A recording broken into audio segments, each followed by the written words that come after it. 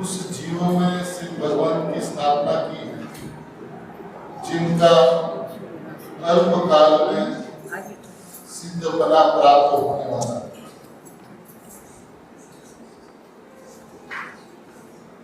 दूसरी गाथा में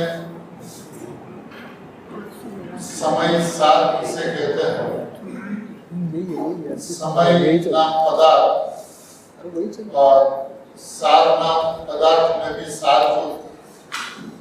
तो 6 पदार्थ में जीव पदार्थ सारभूत है और जीव पदार्थ में शुद्धात्मा सारभूत है। ऐसा समय सार का वर्णन करते हुए आत्म तत्व कैसा है ये बतलाते हैं। आत्मा कैसा है? क्योंकि जो जानता और परिणमता है वो आत्मा।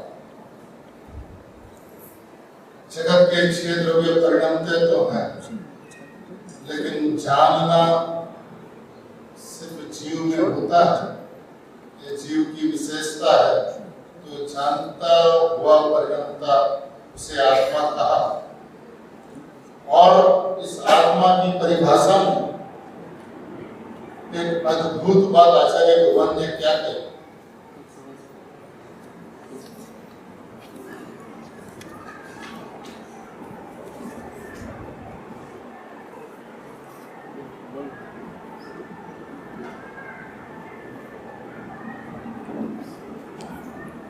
आत्मा का स्वभाव जब ज्ञान कहा तो एक विशेष बात यह कही, एक जो ज्ञान सो आत्मा, ऐसा जो आत्मा का स्वरूप कहा, उस ज्ञान के अंदर में क्या हो? क्योंकि ज्ञान का काम तो जानना है, स्व को भी जाने और पर को भी जाने, ऐसा ज्ञान का स्वरूप है। तो ये स्वपर को जानने वाला ज्ञान, उस ज्ञान परिणाम के अंदर में जो प्रतिभाषित तो होता है, वो सारे के सारे पदार्थ ज्ञेयाकार कहा जाता है। अनेक पदार्थ नहीं, अपितु अनंत पदार्थ है विश्व के, जो ज्ञान में प्रतिबिंबित होते हैं। एक ज्ञान में प्रतिबिंबित होने वाले, प्रतिभाषित होने वाले ज्ञान उस समय अनेक आकार रूप परिणमता हुआ दिखता है। क्रियाओं की सापेक्षता से देखा जाए तो ज्ञेयाकार कहा गया ज्ञान अनेक आकार रूप परिणमता हुआ दिखता है। लेकिन होता क्या उसमें?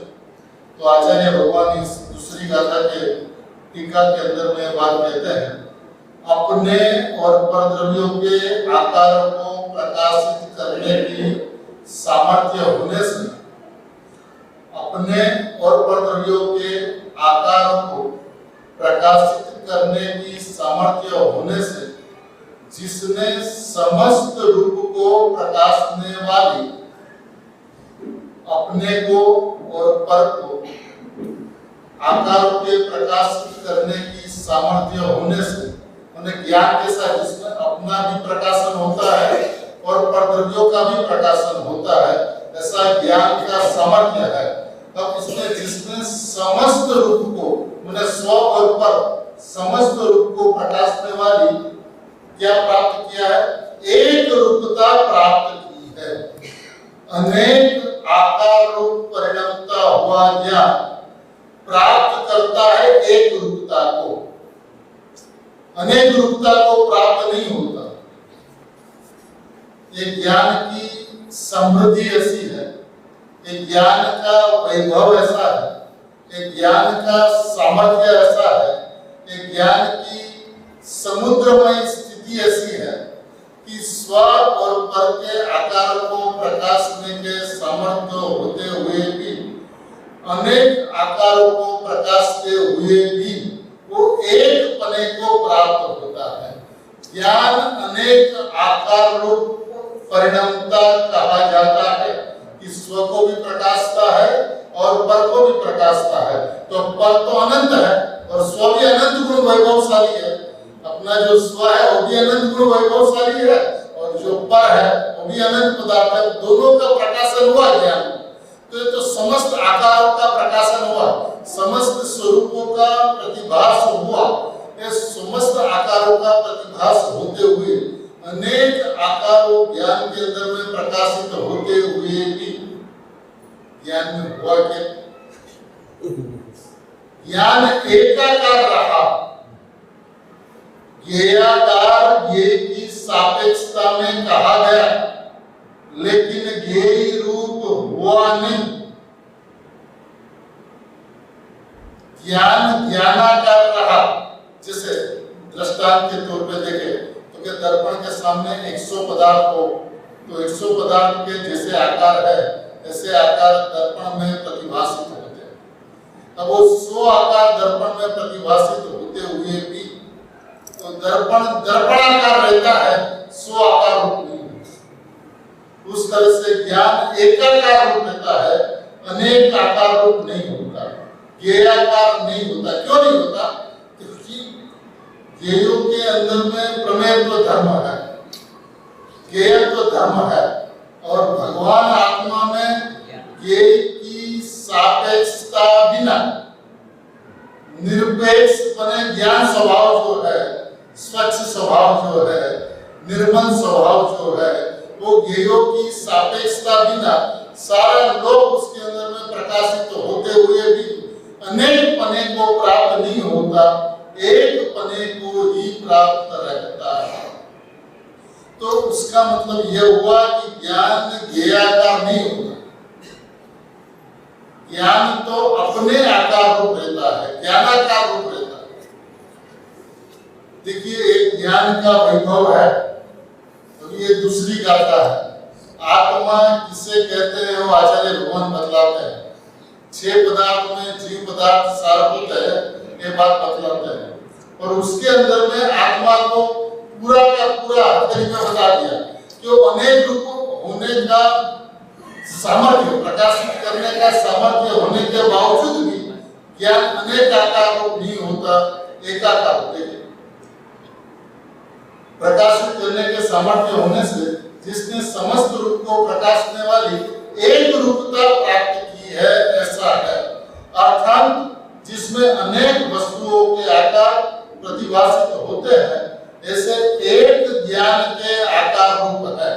होते हैं अनेक प्रतिभाषित, लेकिन होता है एक ज्ञान के आकार वस्तु।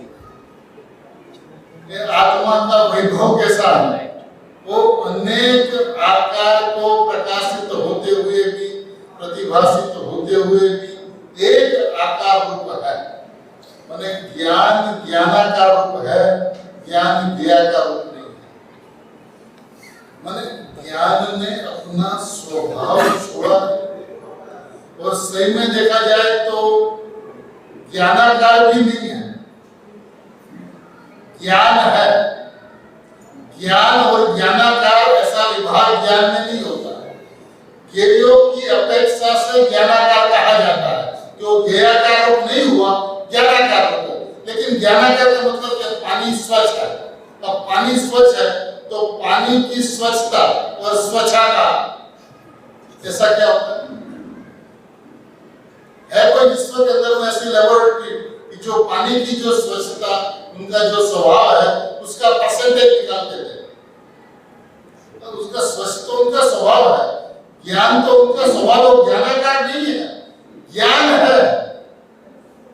और सही में देखा जाए तो ज्ञान स्व आत्मा ऐसा भी नहीं है, ज्ञायक है, आत्मा है।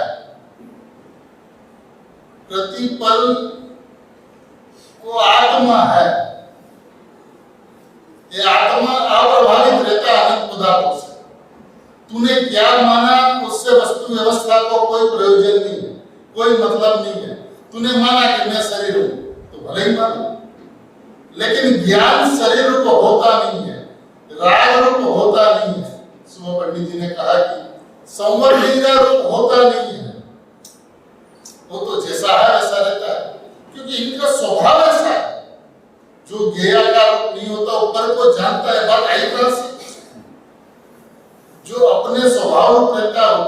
स्वभाव होता है, एक रुकने को प्राप्त करता है।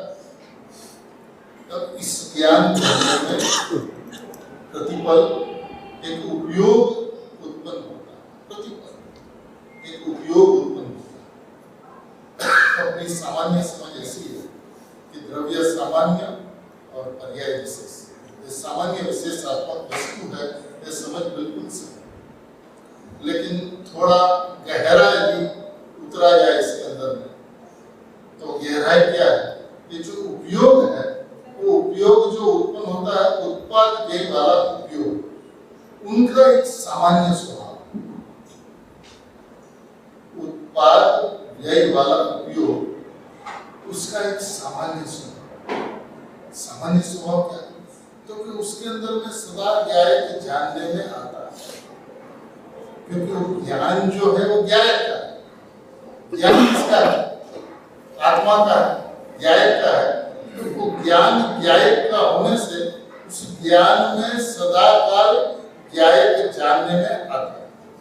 अभी जो ज्ञान के अंदर में ज्ञाय जानने में आता है, सम्यक दर्शन नहीं है, ये सम्यक ज्ञान नहीं है, ये ज्ञान का स्वभाव है कि जिसके अंदर में सदा काल ज्ञाय के ज्ञान उपयोग का सामान्य स्वभाव है, सामान्य सामर्थ्य है, जिसके अंदर में ज्ञाय के जानने में आता है।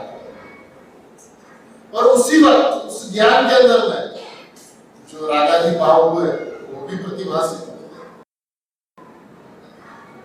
तो एक ज्ञान उपयोग, उसके अंदर में रागादि का प्रतिभाषित होना मिथ्यात्व नहीं कहलाता, और ज्ञाय का प्रतिभाषित होना सम्यक्त्व नहीं कहलाता।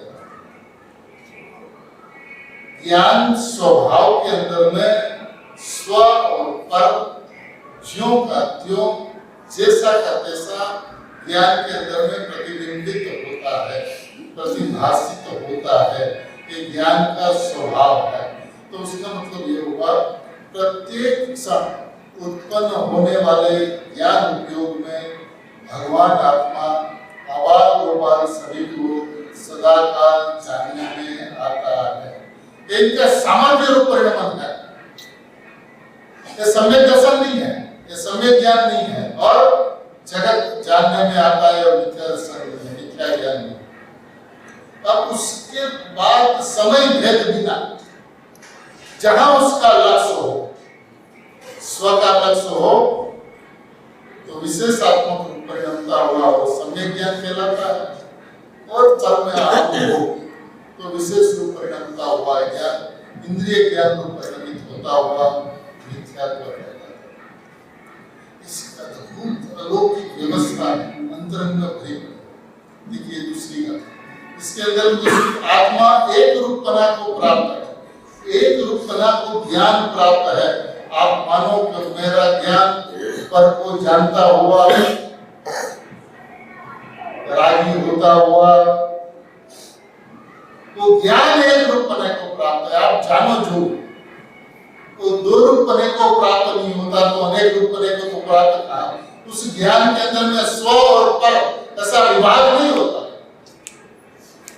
ये तो समझाने की बात है, स्व पर वाली बात, वो तो एक पने को प्राप्त है। अब जो एक पने को प्राप्त है वो तो आत्मा है।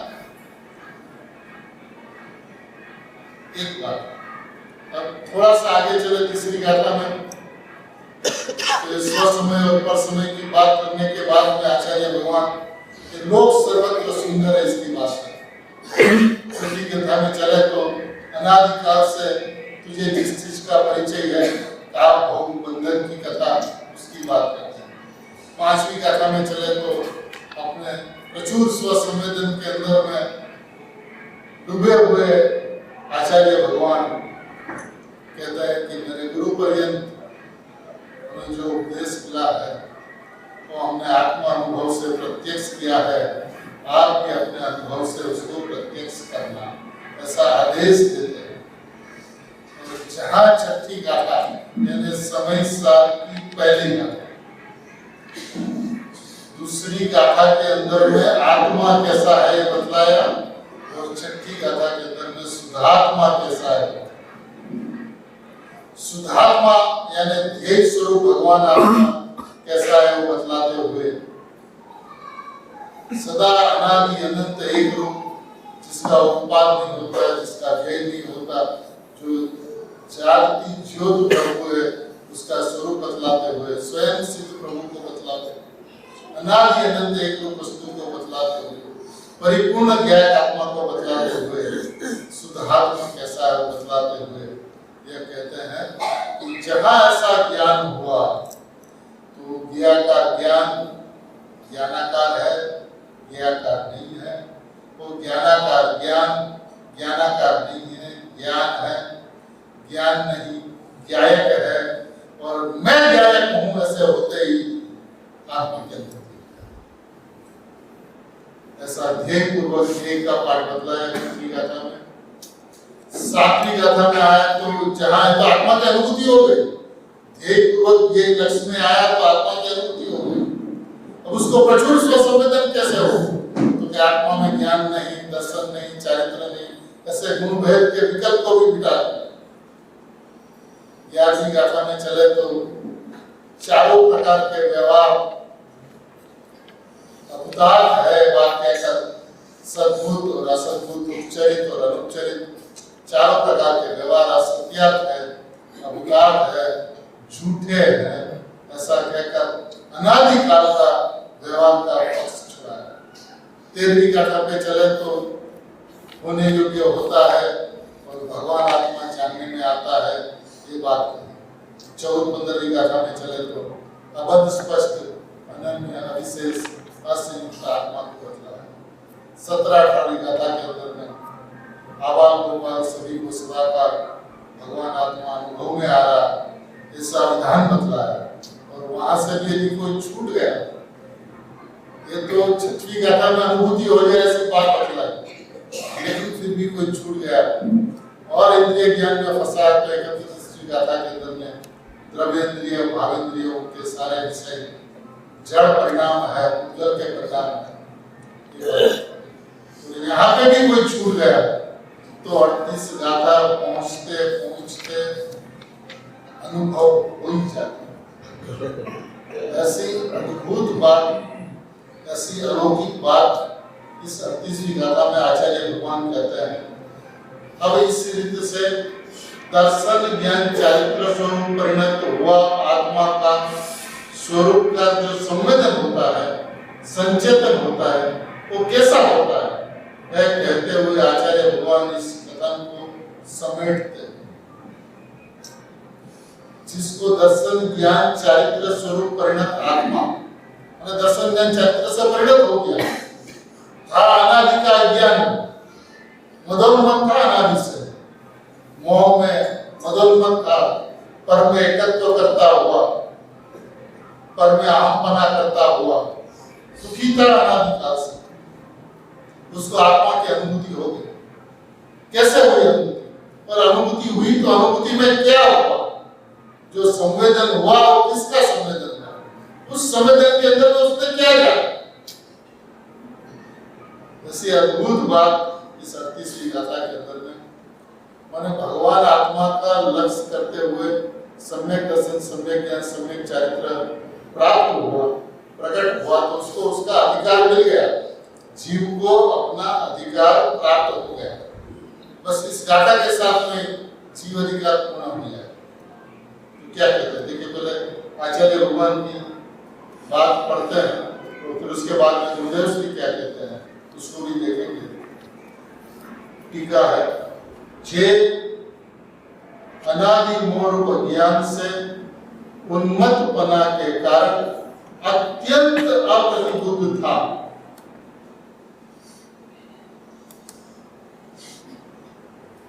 अमरचंद्र आचार्य भगवान ने बात कहां से शुरू की और कुंकुन आचार्य भगवान ने बात कहां से शुरू की? कुंकुन आचार्य भगवान ने अहम एक को खलु शुद्धों से बात शुरू की और अमरचंद्र आचार्य भगवान अहम एक को खलु शुद्धो ऐसा जो दर्शन चरित्र प्रकट हुआ उसके पहले क्या था उस परिस्थिति का वर्णन करते हुए आत्मा की अनुभूति हुई तो उसके अंदर में क्या माना, क्या हुआ, क्या संचेतन हुआ, क्या संवेदन हुआ, उसकी बात। अनादि मोह रूप ज्ञान से उन्मत्तपना के कारण। अनादि की जीव की परिस्थिति है, क्योंकि अनादि काल में उन्होंने मैं आत्मा हूं, परमात्मा हूं, शुद्धात्मा हूं, भगवान आत्मा हूं, इस बात का चिंतन तो बहुत किया, लेकिन ये चिंतन करते हुए उसे खेद नहीं हुआ। खेद नहीं हुआ माने मैं परमात्मा हूं तो परमात्मा का विकल्प क्यों, ये बात से खटकी नहीं। जब तक ये बात खटकती नहीं है तब तक वो विकल्प मिटता नहीं। जगत के पदार्थ जैसे अनादिकाल से उनके विषय बने हुए थे, अभी मार्ग के अंदर में आया तो चिंतन घोरन उसका एक विषय बन गया। ये नहीं चल सकता मार्ग के अंदर, आपको एक विकल्प खटकना चाहिए। इसलिए वो लालचंद भाई हमेशा कहा करते थे कि मैं परमात्मा हूं, ऐसा विकल्प परमात्मा को पीठ देकर खड़ा होता है। कौन सा विकल्प? मैं परमात्मा हूं, ऐसा विकल्प परमात्मा को पीठ देकर खड़ा होता है, क्योंकि विकल्प में परमात्मा नहीं। एक चिंतन होना चाहिए, मनन होना चाहिए, भेद ज्ञान की परिपाटी चलनी चाहिए, घोलन चलना चाहिए, ये बात सही है। लेकिन ये चलना उसके लिए चाहिए कि तू प्रमादी ना हो जाए, तू आलस करके बैठ ना जाए, उसलिए तो भेद ज्ञान का प्रयोग चलना चाहिए। लेकिन चलता ही रहे और चिंतन तुझे यदि चिंता नहीं लगे और चिंता तुझे यदि चिंता नहीं लगे तो विकल्प मिटता नहीं। विकल्प मिट जाना चाहिए और स्वरूप के अंदर में चला जाना। मैं परमात्मा हूं तो परमात्मा का विकल्प खटकना चाहिए, और खटके और विकल्प के अंदर में रुक जाए ऐसा हो नहीं सकता। क्योंकि यदि तू सही माने में मैं परमात्मा हूं ऐसा माने और परमात्मा तुझे जवाब न दे, ऐसा हो नहीं सकता। क्योंकि परिणाम के अंदर में परमात्मा पना मौजूद है। त्रिकाली भगवान आत्मा जैसा है वैसा ज्ञान के अंदर में जानने में आता है। उसने छठी गाथा में ऐसा कहा कि ज्ञाकार अवस्था में ज्ञायकपना प्रसिद्ध है। ज्ञाकार अवस्था में ज्ञेयपना प्रसिद्ध नहीं है, ज्ञाकार अवस्था में ज्ञान प्रसिद्ध नहीं। देखिए अमृतचंद्र आचार्य भगवान के शब्द ज्ञाकार अवस्था में ज्ञायकपना प्रसिद्ध है, जाननहारपना प्रसिद्ध है, भगवान आत्मा प्रसिद्ध है। कहां पर? जब यही जानने में आता है, जब ज्ञान का आकार जैसा यही है ऐसा आकार ज्ञान का हुआ, उस ज्ञान परिणाम के अंदर में ज्ञायकपना प्रसिद्ध, जैसा ज्ञायक है वैसा प्रसिद्ध बना है, वैसा ज्ञायकपना प्रसिद्ध है। उसमें ज्ञेय प्रसिद्ध नहीं है, ज्ञान और ज्ञेय ऐसा नहीं है, ज्ञान और ज्ञायक ऐसा नहीं है। ज्ञायकपना माने आत्मा प्रसिद्ध है। कौन सी अवस्था में? जब तुझे ज्ञान ज्ञेयाकार दिखता है तब आचार्य भगवान कहते हैं कि उस ज्ञान के अंदर में ज्ञायकपना। कैसा ज्ञायकपना? ऐसा ज्ञायकपना जो स्वरूप प्रकाशन में प्रसिद्ध। आचार्य भगवान के शब्द को अगर देखें,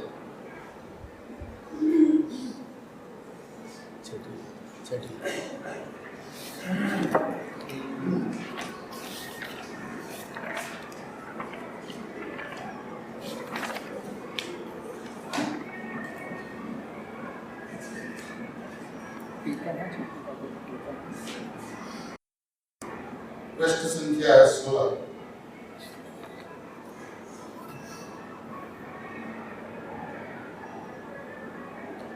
दूसरा पैराग्राफ है, दूसरी पंक्ति है। उसी प्रकार मैंने ऊपर में तो दृष्टांत दिया, उसी प्रकार ज्ञेयाकार होने से उस भाव के ज्ञायकता प्रसिद्ध है। वह क्या है? ज्ञेयाकार। ज्ञेयाकार होने से उस भाव के ज्ञायकता प्रसिद्ध है, तथापि उसके ग्रहित असुखता नहीं। क्योंकि ज्ञेय की सापेक्षता हो, ज्ञेय के कारण यदि ज्ञान में जानने में आता हो, ज्ञेय का ज्ञान यदि होता हो, ज्ञेय से यदि ज्ञान होता हो, तब तो ज्ञेय असुखता हो। लेकिन ये निरपेक्ष ज्ञान, ये की सापेक्षता बिना अपने सहज निर्मल स्वभाव के कारण ये उसके अंदर में सहज मात्रा में प्रकाशित होते हैं। और वो ज्ञाकार होने से उस भाव के, कौन भाव से? जो ज्ञाकार हुए हैं उस भाव से क्या प्रसिद्ध है? ज्ञायकता प्रसिद्ध है। ज्ञायकता माने भगवान आत्मा प्रसिद्ध है, वो है ज्ञाकार, और प्रसिद्ध है ज्ञायक, जाननहार बना प्रसिद्ध है, यही बना प्रसिद्ध है। तू मानता है कि मैं पर को जानता हूं, लेकिन ज्ञान पर को जानता है कि पर संबंधी ज्ञान पर्याय का ज्ञान होता है। तो ज्ञान पर्याय का ज्ञान होता है और तू मानता है कि मैं ये को जानता हूं, ये तेरा ज्ञान। गुरुदेव श्री एक बात बहुत सुंदर कहते थे, अनादि अनंत, अनादि अनंत ज्ञान के अंदर में दो क्रियाएं होती है। प्रत्येक समय, प्रत्येक पल, प्रत्येक जीव, चाहे ज्ञान का ज्ञातृत्व होता है, चाहे ज्ञान का अज्ञातृत्व होता है, माने आत्मा का जानना होता है या तो आत्मा का नहीं जानना होता है। इसके अलावा कुछ ज्ञान के अंदर में हो नहीं सकता। तो ज्ञान के अंदर में आत्मा को जाने, वो एक क्रिया हो सकती है जिसको सम्यक ज्ञान कहा जाता है। ये आत्मा को नहीं जाने, एक क्रिया होती है। इसके अलावा ज्ञान के अंदर में राग तो होता ही, क्योंकि राग आत्मा का स्वभाव है, आत्मा का तो स्वभाव ज्ञान है, और उस ज्ञान के अंदर में आत्मा जानने में आता है, ज्ञायकता प्रसिद्ध है। तथापि उसको देखना तो सुनता नहीं, क्योंकि ज्ञायक अवस्था में जो ज्ञायक रूप से ज्ञात हुआ, क्योंकि ज्ञायक अवस्था में जो ज्ञायक रूप से ज्ञात हुआ वह स्वरूप प्रकाशन की अवस्था में भी, माने ज्ञायक अवस्था में जो ज्ञायक ज्ञात हुआ स्वरूप प्रकाशन की अवस्था में वही ज्ञायक ज्ञात होता है। ज्ञायक अवस्था में और कोई ज्ञायक ज्ञात होता है, और स्वरूप प्रकाशन की अवस्था में और कोई ज्ञायक ज्ञात होता है, ऐसा नहीं। तो उसका मतलब क्या? जिस वक्त तुझे पर जानने में आता है, ऐसा समझ में आता है, उस समय तुझे ज्ञायक जानने में आता है। तो यही बात इस 38वीं गाथा के पहले गुरुदेव श्री के शब्दों में एक दृष्टि का निधान का आधार दिया, और 582 नंबर का पेज 582 पे प्रवचन गुरुदेव श्री का पूरा हुआ। उसके बाद में एक ब्लॉक है 582 सविशा सिद्धि में ज्ञाનમાં જેમ જેમ સમજણ દ્વારા ભાવ ભાષણ વધતું જાય છે, જ્ઞાનમાં જેમ જેમ સમજણ દ્વારા ભાવ ભાષણ વધતું જાય છે, તેમ તેમ જ્ઞાનનું સામર્થ્ય વધતું જાય છે। लेफ्ट साइड क्या लिखा? ज्ञान में जब जब जैसे जैसे समझ द्वारा भाव भाषण बढ़ता जाता है, ये भाव भाषण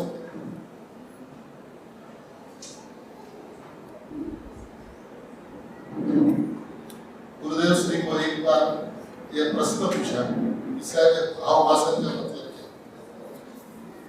तो गुरुदेव श्री ने ऐसा कहा, एक आत्मा अनुभवी पुरुष आत्मा का अनुभव करे और अनुभव के पश्चात विकल्प में आवे, और उस विकल्प में उसको आत्मा जैसा भाषित होता है। अनुभव के पश्चात विकल्प में आने के बाद जैसा आत्मा, जिस आत्मा की अनुभूति हुई वो आत्मा जैसा भाषित होता है। आत्मा जी को अनुभव के पहले ऐसा ही आत्मा भाव भाषित हो जाए, उसका नाम भाव भाषण। सारे कौन सी बात? अनुभूति के पश्चात ज्ञानी को जैसा आत्मा भाषित होता है, आत्मा को अनुभव के पहले ऐसा ही आत्मा भाषित हो जाता है। तो फिर दोनों के बीच का अंतर क्या है? अंतर है ज्ञानी को आनंद का वेदन होता है और आत्मा को आनंद का वेदन नहीं होता, क्योंकि अनुभूति नहीं हुई, अभी विकल्पात्मक अवस्था है। और विकल्पात्मक अवस्था के अंदर में आत्मा भाषित हो जाता है। यदि ब्रह्मश्री के पत्र को अपन ख्याल करें तो हिम्मत भाई जी को, पंडित जी को पत्र लिखती थी, तो अनुभूति होने के कुछ समय पहले क्या लिखती थी? आत्मा इतना दूर है, आत्मा इतना दूर है, आत्मा इतना। तो इसका क्या मतलब? आत्मा जी को समझ में आता है कि आत्मा के नजदीक में पहुंच गया, भाव वासन में आ जाता है जैसे आत्मा। विकल्प आत्मक अवस्था के अंदर में निर्विकल्पता नहीं हुई। और इसको प्रवचन सार जी की 80वीं गाथा के अंदर एक टीका है, इस टीका के अंदर में उनका नाम दिया है सविकल्प स्वसंवेदन। निर्विकल्प स्वसंवेदन है, अनुभूति में तो जो हुआ वो निर्विकल्प स्वसंवेदन है, लेकिन अनुभूति के पहले जो ज्ञान के अंदर में सही समझ, जैसी वस्तु है वैसी समझ, ज्ञाकर अवस्था में ज्ञायकता प्रसिद्ध है, ज्ञाकर अवस्था में ज्ञायकता प्रसिद्ध है। ये बात जिसकी समझ में आ गई, ये बात जिसकी लक्ष्य में आ गई, ये व्यवस्था जिसकी समझ में आ गई, उसको आत्मा भाषित हो जाता है, भाव भाषण है। और उस भाव भाषण के अंदर में जैसी वस्तु है वैसी वस्तु ख्याल में आती है। क्या आता है? बस अभी आत्मा समय इतना समय बस ये हो गया, इसको भाव भाषण कहते हैं। और सविकल्प स्वसंवेदन कहा, और एक शब्द उसके लिए ऐड किया, निर्विकल्पवत। निर्विकल्प नहीं, लेकिन निर्विकल्पवत का और एक शब्द उसमें ऐड किया, वचनातीत। भावासन जो होता है वो कहा नहीं जाता, लेकिन ख्याल आ जाता है। कैसे ख्याल में होता? फिर बैंसरीबेन को पूछा कि इसके अंदर में क्या ख्याल आता है, कौन सी परिस्थिति है? तो उस परिस्थिति का वर्णन पटी साहब बैंसरीबेन ने ऐसा कहा, दोनों बहनों ने मिलकर, कि आप सुनने में बहुत बार उदाहरण दिया हूँ, फिर आज दोहराता हूँ। यदि कोई नया आदमी सोनगढ़ आवे, स्टेशन पे उतरे और पूछे कि गुरुदेव श्री कहाँ विराजते हैं, तो स्टेशन मास्टर उसको रास्ता बतावे कि आप सीधा चला जाओ, गांव आएगा, वहां से आप बायां घूम जाना, बायां घूमने के बाद एक चौराहा आएगा, वहां फिर बायां घूम जाना, वहां से आगे जाओगे तो दाहिना रास्ता आएगा, वहां से आपको मानसतम दिखेगा, उस रास्ते पे चले जाना। दाहिना हाथ पे समिति होगी, बायां हाथ पे आश्रम होगा, वो आश्रम से जो स्वाध्याय मंदिर के लाल नड़िए दिखेंगे, बस उसके अंदर में आप बाएं हाथ पे 2 कमरे हैं, उसमें दाहिने हाथ के कमरे में गुरुदेव श्री रहते हैं। अब वो सब जगह से पसार होता हुआ आश्रम तक आ गया, स्वाध्याय मंदिर दिख गया। अब यहाँ से 2 प्रकार है, तो स्वाध्याय मंदिर दिखा, उससे हमें क्या मतलब? हमें तो गुरुदेव से मतलब है। तो स्वाध्याय मंदिर देखकर रुकता नहीं, वो आगे बढ़ते चले जाता है और गुरुदेव के कमरे में जाकर गुरुदेव को पकड़कर बैठ जाए। ये तो हो गया निर्विकल्प स्वसंवेदन। और स्वाध्याय मंदिर को देखकर पहुंच गए, हास्कारा हो गए, बस वो आगे नहीं बढ़ सकता, वो वहां से सविकल्प की भूमिका तक पहुंचा हुआ, यदि सड़सड़ा आगे नहीं बढ़े तो वहां से लौटा। तो ऐसा सविकल्प स्वसंवेदन भी जीव को अनंत बार हुआ, लेकिन सुधात्मा की धुन, सुधात्मा की रटन, सुधात्मा की महिमा, भाव भाषण बढ़ता जाए, ज्ञान का सामर्थ्य बढ़ता जाए, बढ़ता ज्ञान सामर्थ्य बढ़े, बढ़ते ज्ञान सामर्थ्य द्वारा मोह शिथिल होता जाता है। ज्ञान जहां सम्यक बने परिणमता है, वहां मोह नाश पाता है, वो स्वभाव में जाकर रुकता है। तो बीच में एक पद निर्णय, सुगनी साहब की जैसे यथार्थ निर्णय और पक्का निर्णय की बात करता है, तो जीव को पहले यथार्थ निर्णय होता है, फिर पक्का निर्णय। यथार्थ निर्णय माने जैसी वस्तु है वैसा निर्णय, और पक्का निर्णय माने मोर्चा। तो पहले यथार्थ निर्णय, जैसी वस्तु है वैसा निर्णय, वो ऐसा विकल्प स्वसंवेदन, और पक्का हुआ ये नहीं है तो ये निर्विकल्प स्वसंवेदन। तो ऐसा मार्ग आज अपने सामने अत्यंत स्पष्ट। तुझे ये करना है, निर्णय करना है कि मैं हूं क्या। और यदि मैं हूं परमात्मा और सात तत्वों से रहित है, बात यदि समझ में आ गई तो आश्रम के परिणाम हो या संवर के, उसकी वो परवाह नहीं करता, उस पर्याय की ओर नहीं देखता, पर्याय की ओर नहीं देखता माने उसकी उपेक्षा करता है और स्वभाव की अपेक्षा करता है। मैं परमात्मा तत्व हूं, मैं परमात्मा तत्व हूं, मैं परमात्मा तत्व हूं। उसके ऊपर जहां वजन आया सरसराट अंतरंग में चला जाता है। और मैं परमात्मा हूं। बहनश्री बहन कहती है कि 1,00,000 मण का पत्थर है, 1,00,000 मण का पत्थर है, मैं परमात्मा हूं।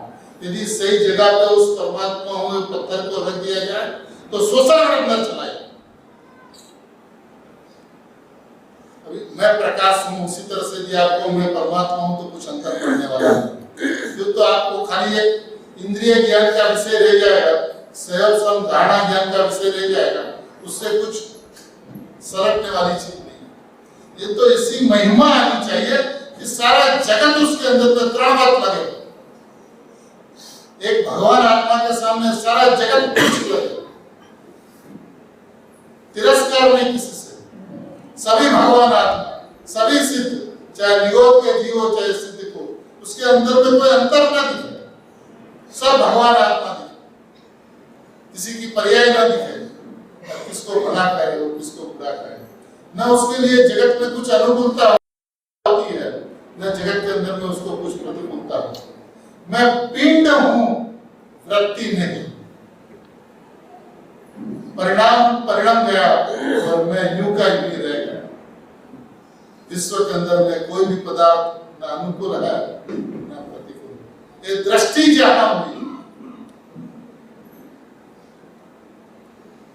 जगत के अंदर में सब कुछ बराबर है, कुछ भी ठीक और अठीक नहीं है, ठीक और अठीक दिखता ही नहीं, अच्छा बुरा कुछ लगता ही नहीं। पदार्थ के अंदर में अच्छा बुरा नहीं होता, दृष्टि के अंदर में, भ्रांति के अंदर में उसे अच्छा या बुरा पदार्थ लगता है। देखिए जैसे उम्र हो उम्र, तो शीतकाल के अंदर में अच्छा अनुकूल और ग्रीष्म काल के अंदर में प्रतिकूल। तो कंबल में अनुकूलता और प्रतिकूलता है। कंबल तो कंबल है, अभी आपकी दृष्टि में शीतकाल में वो अनुकूल लगता है, ग्रीष्म काल में प्रतिकूल। तो ये आपकी दृष्टि की बात है। पदार्थ में अनुकूल प्रतिकूल कुछ नहीं होता।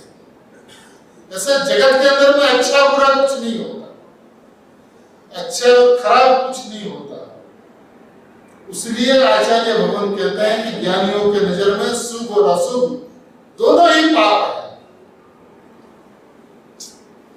और आज पंडित जी ने तो गुरुदेव की पापी की दृष्टि बताई। पापी गुरुदेव से किसको कहते हैं? पा और पी, भगवान आत्मा उसको पा और उसको पिया, उसका नाम है पापी। ऐसा पापी जो बन जाता है उसकी दृष्टि सुधारात्मा के अलावा कहीं रुकती ही नहीं। उसलिए जगत के अंदर में कुछ अंतर नहीं दिखता, उसको कोई भला बुरा नहीं दिखता, सब भगवान।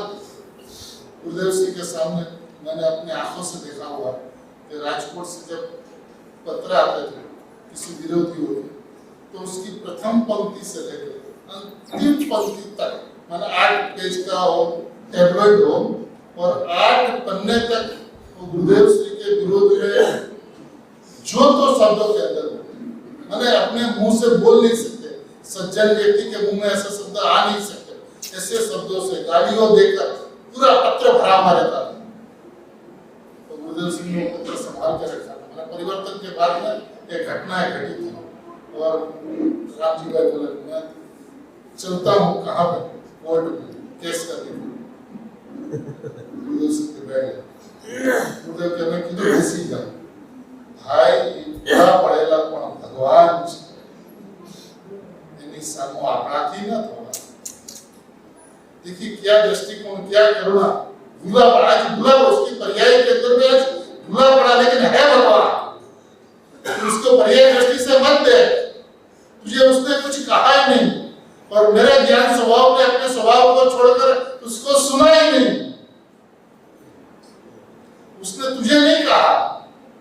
ज्ञान स्वभावी आत्मा को नहीं कहा, और ज्ञान स्वभावी आत्मा ने अपना स्वभाव छोड़कर उसको सुनने गया ही नहीं, तो तू विकल्प क्यों करता है? मत करे सारे विकल्प। अब जिनकी दृष्टि में भगवान आत्मा बसा हो, इसकी दृष्टि इसकी करुणा करुणा करुणा। 45 वर्षों तक एक की एक बात, सामने वाला जीव समझे नहीं समझे, थोड़े जीव समझे बाकी जीव नहीं समझे, पर एक बात, भाई तू परमात्मा, निष्कारण करुणा का समुद्र, भाई तू परमात्मा, भाई तू परमात्मा। तू एक बार निर्णय करके तू परमात्मा, निर्णय एक बार हो जाए, निश्चय हो, निर्णय हुआ और निश्चय हो जाए। निर्णय और निश्चय दो बात क्यों की? निर्णय तो जैसी वस्तु है ऐसा निर्णय हुआ, और निर्णय होकर उसको पक्का हो जाना, निश्चय हो जाना, ऐसा ही है। तो उसी का नाम अनुभव कर, ये तो उपदेश का वाक्य है, लेकिन निर्णय पूर्वक निश्चय हुआ तो अनुभव हो जाता, सम्यक ज्ञान हो जाता। ऐसी वस्तु की अद्भुत अलौकिक स्थिति पूज्य गुरुदेव सिंह ने बतलाई है, आचार्य भगवंतों ने जिनवाणी के अंदर में गाई थी, तो गुरुदेव ने अपने हथेली में निकाल कर अपने के सामने दी। अब अपने को ये बात को समझना है कि अनादि मोह अज्ञान से उन्मत्तना के कारण अत्यंत अप्रतिबुद्ध था, अत्यंत अज्ञानी था। देखिए शास्त्र समीसार्थी शास्त्र मुनियों का शास्त्र नहीं है, ये अप्रतिबुद्ध प्रतिबुद्ध कैसे हो, इसका विधान बतलाने वाला शास्त्र। तो अप्रतिबुद्ध तत्काल प्रतिबुद्ध हो जाए, और हो जाए तो कहते हैं कि विरक्त गुरु से निरंतर समझाने में आने से तो स्वभाव की ओर चले जाते। गुरु निरंतर समझाते, गुरु तो एक बार समझाने का विकल्प आ गया तो बहुत है, और एक बार कह दिया और वो स्वभाव में चले जाते हैं, और वो बारंबार उसको घूरते रहता है, तो बारंबार समझाया ऐसा कहने में आता है। तो आचार्य भगवंत ने, गुरु भगवंत ने समझा तो उसको घूरता रहा, घूट के क्या देखता है वो बात भी